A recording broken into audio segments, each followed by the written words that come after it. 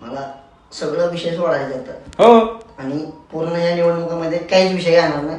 किंवा आता तुमच्याच बाजूने काम करेल ना तर मग माझं न्यूट्रल माझ्या पॉझिटिव्ह काम करत राहील. तुमच्या विरोधात तुमचं पॉझिटिव्ह काम पण तुम्ही करत राहा. कदाचित जर तुमच्या सोबत नाही आलो, मी जर माझं सेपरेट काम करत राहिलो, तुमचा प्रचार नाही केला तर तुमच्या विरोधात मी काय करणार नाही. हा मग मी कोणाचाही प्रचार करेन तिकडं, पण तुमच्या विरोधात एक शब्द निघणार नाही. आणि अभिजित पाटील किंवा कारखाना आबा हा विषय माझ्या तोंडातून निघणार नाही. एवढा शब्द या ठिकाणी जातो. माझी अपेक्षा 1 CR चे.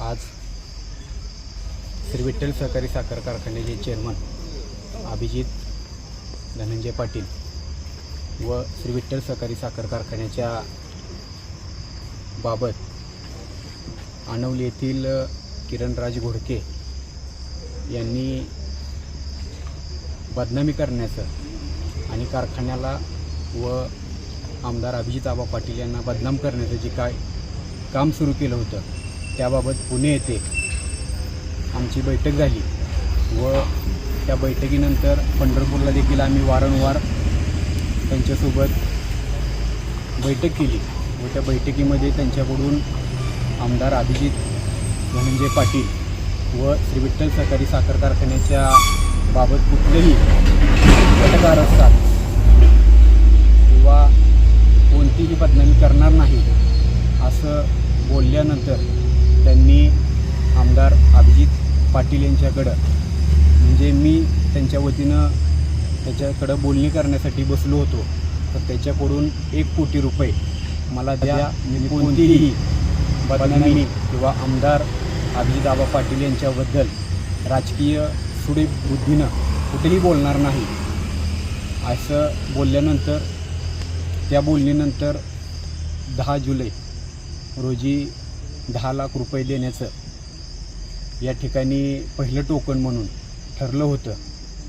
10 लाख रुपये आज देताना ही सर्व बाब आम्ही आमदार अभिजित आबा पाटील यांच्या कानावर घातल्यानंतर शेतकऱ्याची अर्थवाहिनी असलेला पंढरपूर तालुक्याचं अर्थवाहिनी म्हणून ज्याच्याकडे बघितलं जातं त्या विठ्ठल सहकारी साखर कारखान्याकडं कुणी वाकड्या नजरेनं बघितलं, कारण की ती शेतकऱ्याची संस्था आहे.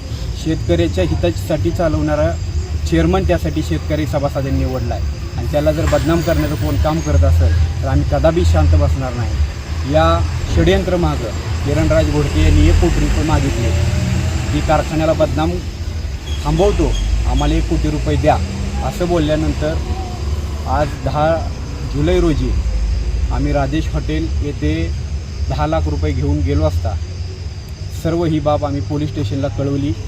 त्याच्या संदर्भाचे सर्व रेकॉर्ड्स, त्यानं 10 लाख रुपये मागणी केलेले रेकॉर्डिंग, त्यानंतर पैसे घेऊन जाताना त्याचा व्हिडिओ फुटेज आम्ही सर्व या ठिकाणी आज पोलीस स्टेशनला दिला आहे आणि त्याच्यावर आज खंडणीचा गुन्हा दाखल झालेला आहे की त्याची FIR कॉपी देखील मी आपल्याला देतो. या ठिकाणी मला एवढंच सांगायचं आहे की कुठंतरी ही नेता बनण्याच्या नादामध्ये एखाद्या संस्थेला बदनाम करणं हे चुकीचं आहे आणि ही शेतकऱ्याची संस्था असून शेतकऱ्यांच्या हितासाठी सर्व संचालक मंडळ या ठिकाणी काम करते.